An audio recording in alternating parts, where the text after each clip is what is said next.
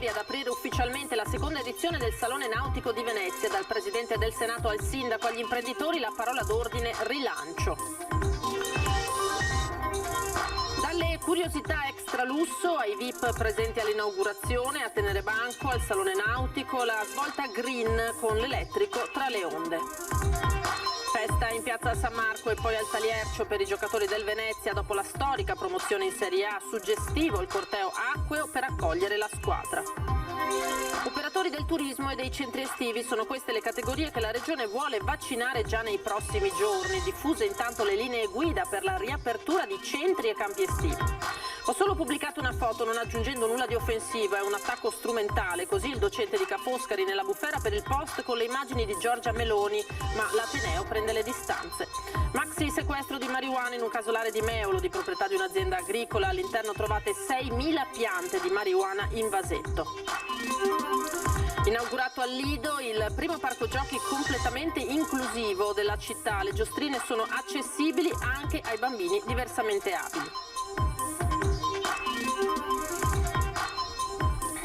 Buonasera, ben ritrovati in diretta edizione di Venezia, dunque dei nostri telegiornali. Partiamo dal Salone Nautico in questa giornata in cui è stata inaugurata dunque la seconda edizione di questo evento, che rappresenta una ripartenza degli eventi internazionali e che parla di rilancio dell'arte navale.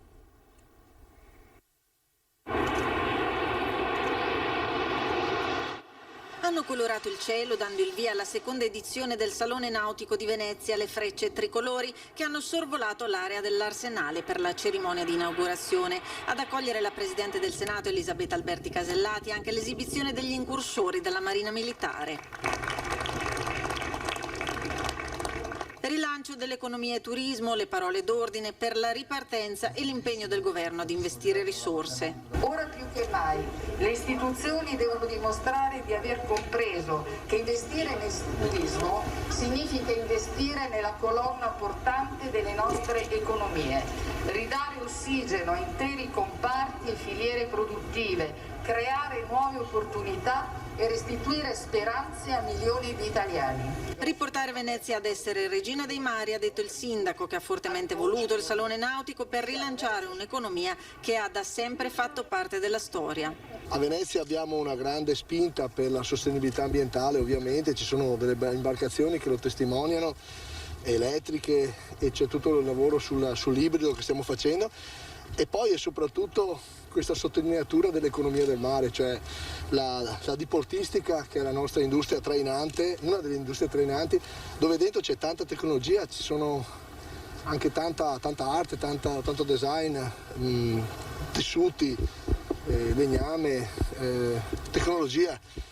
È il frutto del Made in Italy italiano. Numeri di questa edizione che vedono gli espositori raddoppiati da 87 a 150, mentre le barche sono 220, in un contesto storico composto da un bacino acqueo di 50.000 metri quadrati, destinato ad ospitare il meglio della cantieristica navale, dalle barche da diporto, da lavoro, alle novità relative ai motori elettrici, alla nautica di lusso. 9 giorni di eventi, dai convegni ai laboratori per bambini alle esibizioni sportive, per un evento che si ripeterà anche il prossimo anno.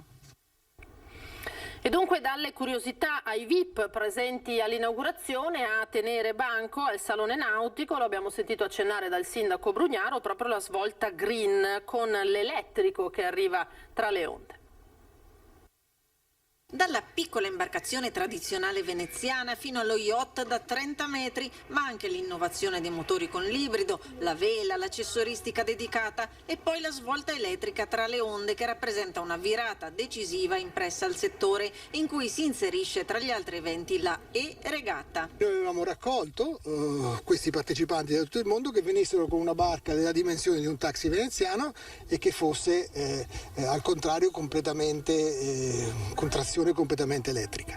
Un settore che nel Salone concretizza la ripartenza quale primo evento nautico dell'anno. Un settore che ha tenuto nel 2020, questa fiera, questo Salone Nautico si inserisce come un momento di sviluppo nell'area medio orientale del Mediterraneo e quindi anche per il turismo nautico di tutto il nord Adriatico fino a tutto l'oriente del Mediterraneo. La grande peculiarità è poter raggiungere il Salone Nautico con la propria barca.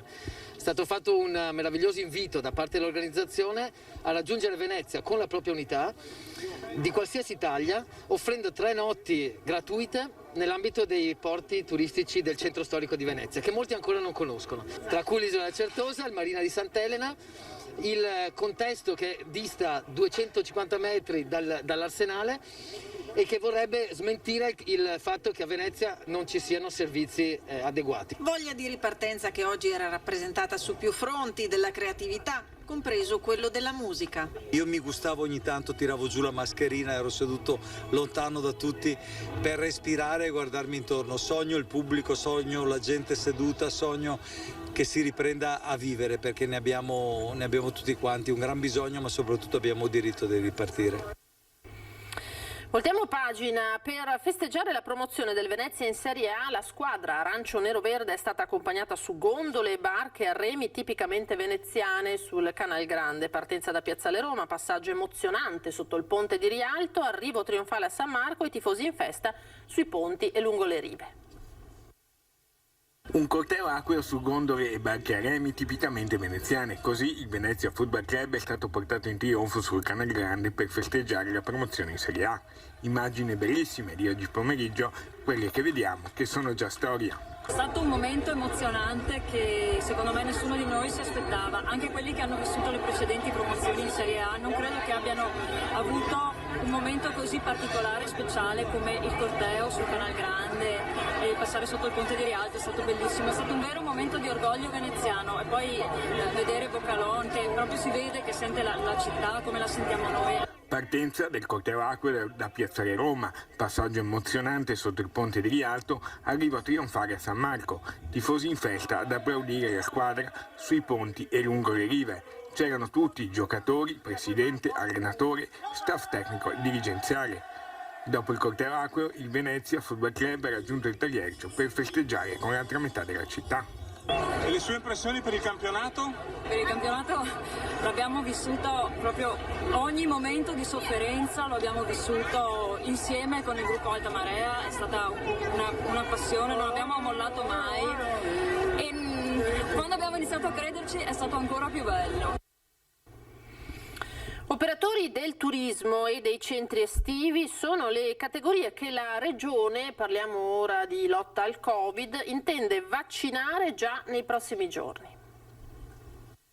Stiamo anche ragionando della settimana prossima, vorremmo aprire per 2 categorie che secondo noi sono molto importanti: il mondo del turismo, quindi mettere in protezione tutti gli operatori del mondo del turismo, e poi l'altro settore che vogliamo mettere in protezione subito, insomma, è quello dei centri estivi, dei creativi, dei campi scuola per i ragazzi e gli adolescenti che si apriranno qui a breve.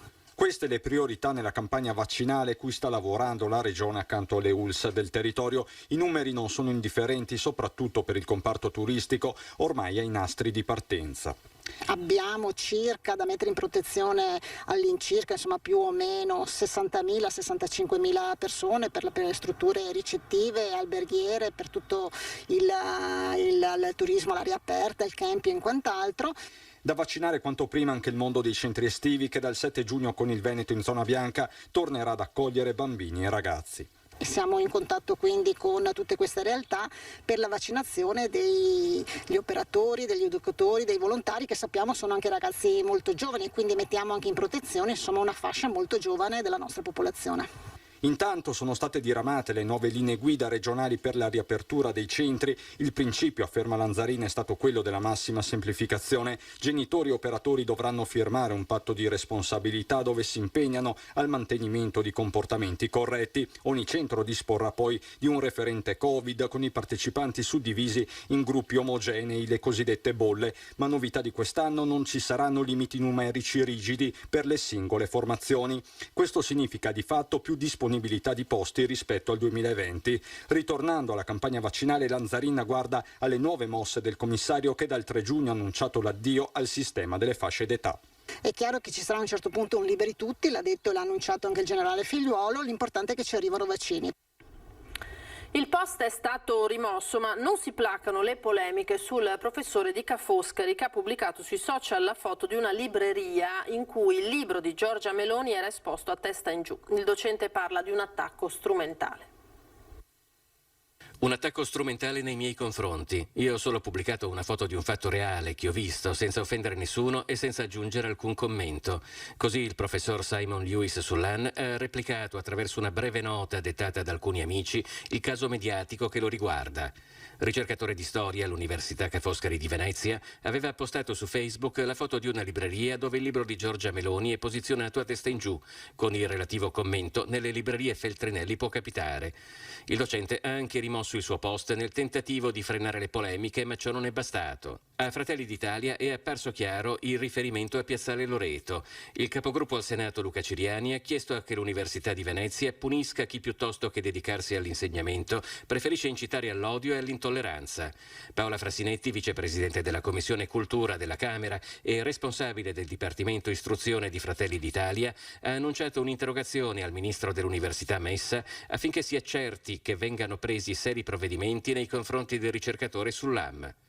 Chiamata in causa, la rettrice di Ca' Foscari Tiziana Lippiello si è dissociata dal post, fermo restando, aggiunge in una nota l'Ateneo veneziano, il valore irrinunciabile della libertà di espressione che ha rango costituzionale nel nostro paese ed è ribadita nello Statuto dell'Università. Mi dispiace per quanto accaduto, ha detto Lippiello, una volta appreso dello sgradevole incidente provocato da un'iniziativa del tutto individuale dalla quale Ca' Foscari prende le distanze, ho immediatamente chiesto chiarimenti al docente che ha rimosso il post. L'Ateneo si riserva di valutare tutti i passi necessari e fare chiarezza sull'accaduto. Ora torniamo a parlare del nuovo inceneritore di rifiuti di Fusina perché continuano le polemiche. I comitati contrari hanno inviato una diffida a Regione e ARPAV per il blocco immediato dell'impianto e perché vengano rifatti i monitoraggi sulle emissioni gassose. Dura risposta di Veritas. Noi intimiamo alla Regione, all'ARPAV di bloccare l'impianto, di rifare tutta la campagna di monitoraggio in maniera che venga effettivamente rispettata la prescrizione che è stata data. Se non fanno questo agiremo per vie legali. A dicembre c'era già stato un ricorso al TAR che andrà in dibattimento il 23 giugno. Ora dai comitati contrari all'inceneritore di Fusina arriva anche una diffida formale. I comitati puntano il dito in particolare sull'attività di monitoraggio delle emissioni gassose. Questo monitoraggio dovevano farlo anche prima dell'accensione della prima linea, perché così avevano un metro di paragone. Sembra che dagli dati che noi abbiamo raccolto che questa cosa non sia stata fatta o sia stata fatta in maniera del tutto difforme da quello che era stato detto. A stretto giro la risposta di Veritas. Tutto è ed è stato fatto nel totale rispetto delle norme e delle autorizzazioni. Le affermazioni dei comitati sono molto gravi e chi le ha pronunciate ne risponderà nelle sedi deputate. Calunnie e farneticazioni non fermeranno un impianto moderno, controllato e al servizio dei cittadini e delle imprese del nostro territorio. Sono la mamma di 2 bambine, abito qua a Malcontenta e sono assolutamente preoccupata. Siamo preoccupati perché la situazione ambientale qua a Malcontenta è degradata tantissimo. Sapete che come PM2,5 il famigerato polvere sottile è alle stelle, qua siamo sotto osservazione, sotto infrazione europea. Quando si parla di inquinamento bisogna sapere se si parla di inquinamento di un certo tipo o si parla di inquinanti che portano a tumori, a degenerazioni, a modificazioni corporee, eccetera, eccetera. Questo è il punto che nessuno mette in evidenza. I comitati no inceneritore Fusina promettono battaglia a difesa di un territorio che affermano ha già subito abbastanza inquinamento. In questo contesto anche un solo impianto in più può fare una grande differenza, visto che siamo in un ambiente degradato, estremamente contaminato chimicamente, in cui si vanno ad aggiungere tonnellate di polveri sottili, PFAS o residui di sostanze chimiche piuttosto pericolose. Chiaramente il danno è maggiore perché le persone hanno già un carico corporeo pesante di sostanze chimiche. E ora andiamo a sentire invece i rappresentanti del comitato del quartiere di Viale San Marco perché sono state consegnate all'ufficio protocollo del comune le 1200 firme contro il progetto della nuova torre nell'ex campo da calcio del Real San Marco.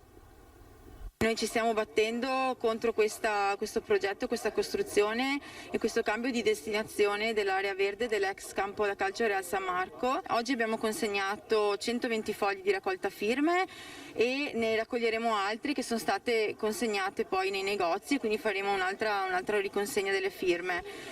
puntiamo sull'aiuto di tutti i cittadini di Mestre, non solo quelli della zona.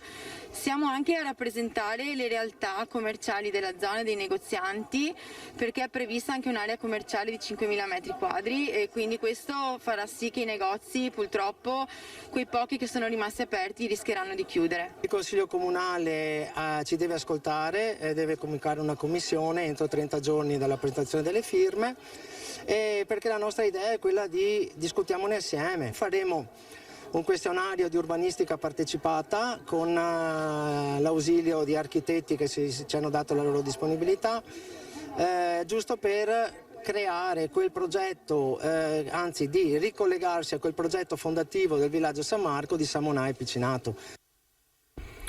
La cronaca: 6.000 vasetti di piante di marijuana in fase di germinazione e tutto il necessario per la loro coltivazione, nebulizzatori, piantabulbi, torba e molto altro. È quanto hanno trovato i carabinieri in un casolare abbandonato di proprietà di un'azienda agricola a Meolo. A segnalare la presenza delle piante ai carabinieri sono stati 2 giovani, uno dei quali figlio della proprietaria, dopo aver notato 2 uomini all'interno della struttura intenti a dedicarsi alla coltivazione di una miriade di germogli contenuti in bicchieri di plastica. Questi ultimi, a loro vista, si sono velocemente dati alla fuga. Da qui è partita la chiamata ai militari che, arrivati sul posto, hanno sequestrato tutte le piante. Sono in corso le indagini per cercare di risalire all'identità dei coltivatori e al loro giro d'affari.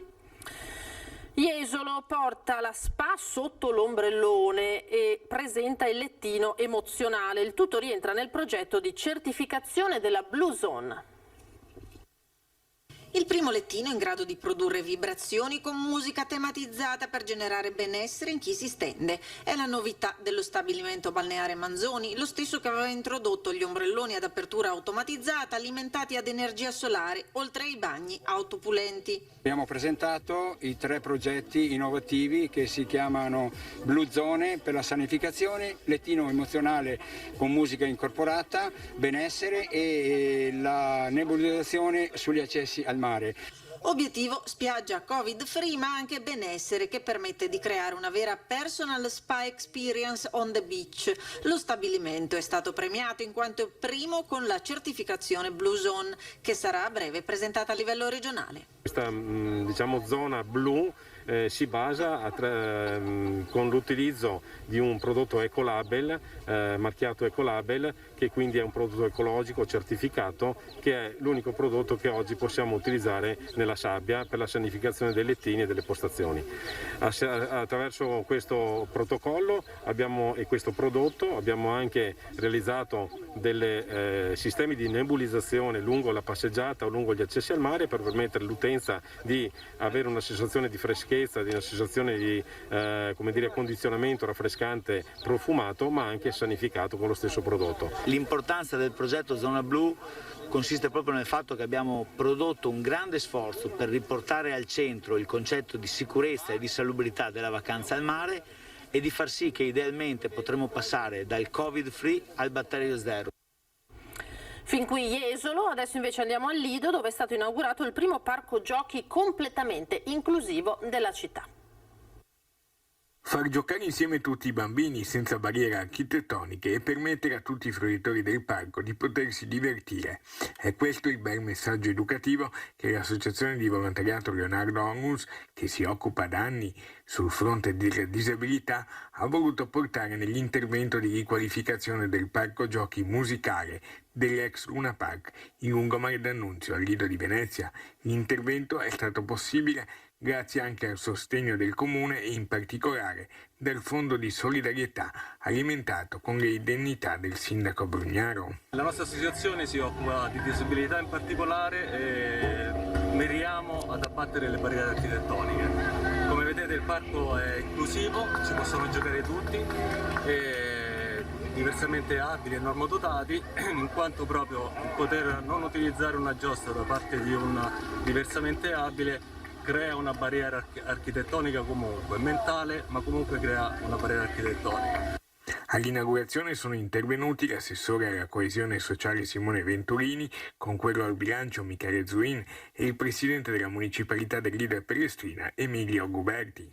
un lavoro importante fatto da famiglie insieme agli uffici pubblici, che oggi regala al Lido un parco bellissimo, un parco inclusivo, un parco dove i bambini possono sperimentare cose nuove legate alla musica, ma legate anche all'inclusione e allo stare insieme. Una bellissima iniziativa dell'associazione Leonardo Onlus, bella per il Lido, bella per questo parco dell'ex Luna Park, e una cosa molto utile per i ragazzi e per il loro sviluppo. Iniziative come queste non fanno quasi che riconciliare con le persone, con la gente, insomma, sono iniziative che spero possano moltiplicarsi.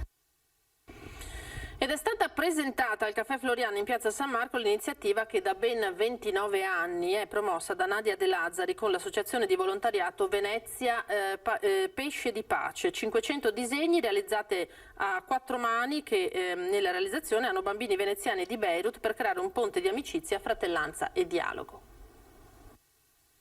Anche quest'anno, come avviene ormai da 29 anni, nonostante la pandemia, Nadia De Lazzari, con la sua associazione Venezia Pesce di Pace, è riuscita a portare un messaggio importante di solidarietà, amicizia e collaborazione tra Venezia e i paesi lontani che vivono situazioni di conflitto o disagio, partendo dai bambini. Il progetto Disegni a 1000 mani Venezia Beirut è stato presentato al Caffè Floriano in Piazza San Marco. È mettere in contatto bambini e in questo caso anche adulti a fare un gesto di amicizia. Oltre 500 bambini, 14 artisti e un centinaio di genitori. Un progetto meraviglioso che Nadia De Lazzari con l'associazione porta avanti da molti anni, un progetto che ha senza dubbio un grande e straordinario valore umanitario, culturale, formativo ed educativo. Momento di interazione tra genitori, scuola e bambini, ma una scuola che non si ferma a Venezia ma va oltre i confini del territorio veneto, italiano fino a Beirut. Ai bambini di 6 scuole elementari veneziane a novembre scorso è stato consegnato un foglio da disegno chiedendo loro di illustrarne metà. I lavori sono stati poi inviati in Libano, dove i loro coetanei di un istituto di Beirut hanno completato l'opera, rappresentando i loro pensieri a colori sulla seconda metà della pagina. In tutto sono stati realizzati 500 disegni. Per questo progetto è arrivato il plauso del Presidente della Repubblica Sergio Mattarella e la benedizione del Segretario di Stato della Santa Sede, Cardinale Pietro Parolin. Era l'ultimo servizio per questa sera, grazie per averci seguito. Io vi lascio all'edizione di Treviso tra pochissimi minuti e intanto alle previsioni del tempo per domani. Una buona domenica a tutti, arrivederci.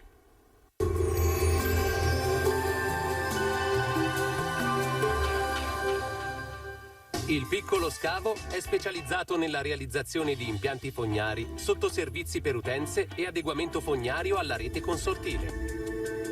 Benvenuti al meteo. L'alta pressione prevale sull'Italia, proteggendo così anche il nostro territorio. Domenica 30 maggio splenderà il sole, ma vediamo insieme il dettaglio. Sul Veneto la nostra grafica ci mostra una situazione più che buona, sarà infatti una giornata ampiamente soleggiata. Questo mese alquanto variabile ci ha però insegnato che nelle ore pomeridiane saranno possibili degli acquazzoni in montagna che in alcune zone potrebbero estendersi fin verso le pianure. Temperature sostanzialmente stazionarie, minime tra 7 e 15 gradi, valori massimi compresi invece tra i 20 e i 25 gradi all'incirca. Ci spostiamo ora sul Friuli Venezia Giulia, anche qui poche novità, tanto sole ovunque, solo con occasionali annuvolamenti, ma in genere innocui. Temperature minime tra 10 e 13 gradi, massime sui 22-23 gradi. Infine uno sguardo al Trentino Alto Adige, dove sarà soleggiato, qualche addensamento potrebbe coprire il cielo, ma senza ulteriori conseguenze. Temperature minime intorno ai 6-10 gradi, massime infine sui 23 gradi all'incirca. Dal meteo per ora è tutto, vi auguro un buon proseguimento in compagnia di Antenna 3.